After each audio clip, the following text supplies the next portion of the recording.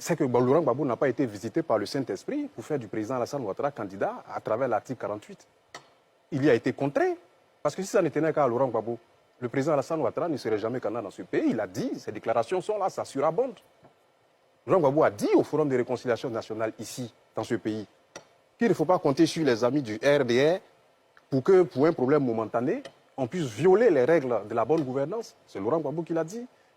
Laurent Gbagbo a dit ici, sur Radio Côte d'Ivoire, au cours d'une interview co-réalisée avec Africa numéro 1, que tant que lui, Laurent Gbagbo, il est président, Alassane Ouattara ne sera candidat à aucune élection. Et que ceux qui le suivent ne seront jamais rien. À la veille des élections législatives,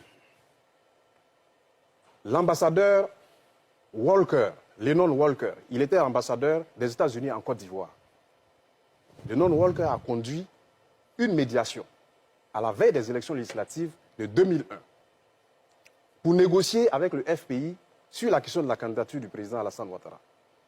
Un accord avait été trouvé puisque Lida Kwasi Moïse, il est vivant, c'est lui qui conduisait la délégation du FPI.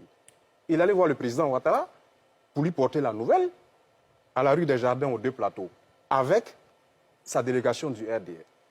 À peine Lennon Walker prend le vol, il n'a même pas franchi le perron du palais présidentiel d'Abuja, puisqu'il a été mandaté par la communauté internationale et la CEDEAO, que feu Émile Boga Doudou s'est précipité à la télévision pour dire que ces accords-là, c'est des rumeurs.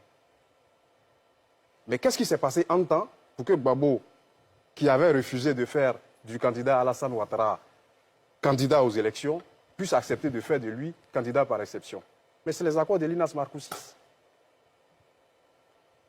Donc, ce que vous devez comprendre, il n'y a pas eu de candidature d'exception. Et d'ailleurs, Yao Paul Ndré, vous pouvez prendre l'arrêt.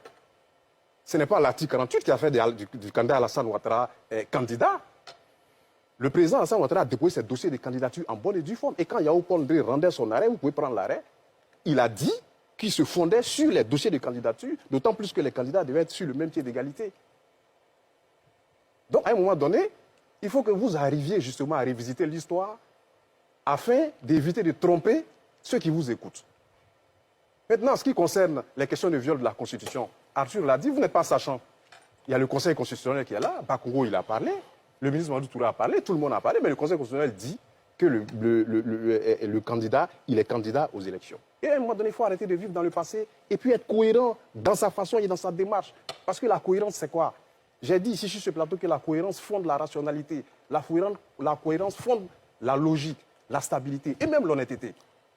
Les jours pairs, vous traitez les candidatures ou la présidence d'illégal, les jours impairs, vous courez pour demander une loi d'amnistie. Les jours pairs, vous estimez que les amnisties prises en faveur de vos partisans sont illégales, les jours impairs, vous sollicitez des amnisties.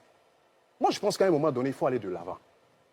Et il faut vous préparer pour aller à des élections. C'est le plus important. Sinon, tout le reste, c'est du pipeau. Très bien.